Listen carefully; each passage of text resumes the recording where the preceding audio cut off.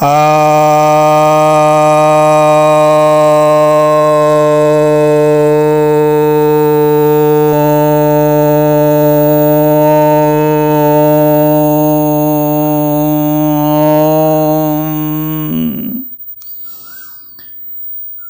भक्तजनों को सप्रेम नमन।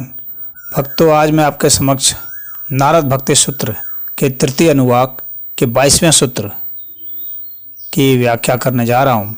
यह सूत्र कहता है, न तत्रपि महात्म ज्ञान विस्मृत्यपवादः, अर्थात वहाँ पर यानी गोपियों के भीतर भी भगवान के महात्म ज्ञान की विस्मृति हो गई थी, ऐसा यथार्थ नहीं है। अर्थात यह कहना सही नहीं है। गोपियाँ कृष्ण के प्रेम में कुछ लोग ये मानते हैं कि उन्मादिनी हो चुकी थी, पागल हो चुकी थी, और कुछ ये कहते हैं कि उनका विस्मरण हो गया था कि ये जो है भगवान है, उनको भगवान को वे बहुत साधारण आदमी जैसा मान करके व्यवहार करती थी। तो यह कहना किसी भी अर्थ में उचित नहीं है। गोपियों को पूरा बोध था, सदैव बोध था कि ये स्वयं नारायण हैं, अवतारी हैं। उन्होंने कहा भी है, श्रीमद् भागवत में इसका वर्णन भी मिलता है, जिसमें कि वे कहती हैं कि आप केवल यशोदा के ही पुत्र नहीं हैं, बल्कि समस्त प्राणियों के आप अंतरात्मा हैं,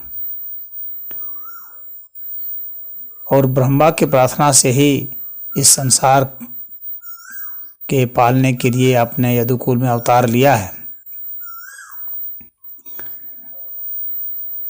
कुछ लोग ऐसा सोचते हैं कि उनका विस्मरण हो गया है। यह सही बात नहीं है। गोपियाँ ब्रह्मज्ञानी थी, और ब्रह्मज्ञानी कभी विस्मृत नहीं होते हैं। और प्रेम में ऐसा होता है कि जब बहुत ज़्यादा अंतर हो जाए व्यक्तित्व में, धन में, पद में, यश में, तो भय और संकोच होता है, झिझक होती है। परंतु वहाँ पर कोई भी अंतर नहीं था। इसीलिए किसी प्रकार का भय, कोई झिझक, इस तरह की उनमें कोई चीज़ ही नहीं थी। और वे यह जानते थे ईश्वर है, फिर भी ईश्वर के रूप में उनको नज़रअंदाज करके और उन्हें कोई मातृभाव से, कोई माधुर्य भाव से, तो कोई दासी भाव से, कोई सखा भाव से, कोई अलग अलग भाव से, वात्सल्य भाव से, इस तरह से वे उनके साथ व्यवहार करती थीं, और रात दिन उन्हीं का भजन कीर्तन करते रहती थी, उन्हीं का नाम का स्मरण और गुणगान करते रहती थी।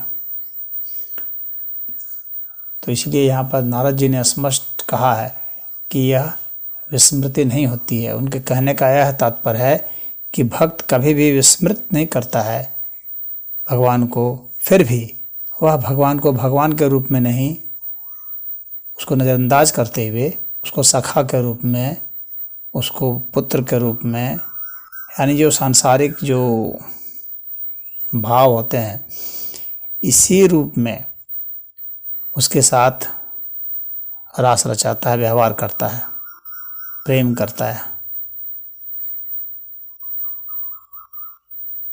तो यहाँ पर गोपियों का जो प्रेम था वो इसी अर्थ में था, इसीलिए उनको आदर्श स्थिति का माना गया है। जो सामान्य काम होता है उसमें अगर प्रेमी बहुत ऐश्वर्यवान है, बहुत धनी है, बहुत बली है, दोनों के बीच में बहुत अंतर है, तो उसमें एक झिझक होती है मिलन में, तो उनका आंतरिक भाव से मिलन नहीं हो पाता है। परंतु यहाँ पर आंतरिक भाव से मिलन था, तो इसीलिए वे आदर्श थे। उनको ब्रह्म ज्ञान था, परंतु वे ब्रह्म ज्ञान नहीं चाहते थे। वे तो बस भगवान को चाहते थे और कुछ नहीं। तो इस सूत्र का यही अर्थ है। ओम।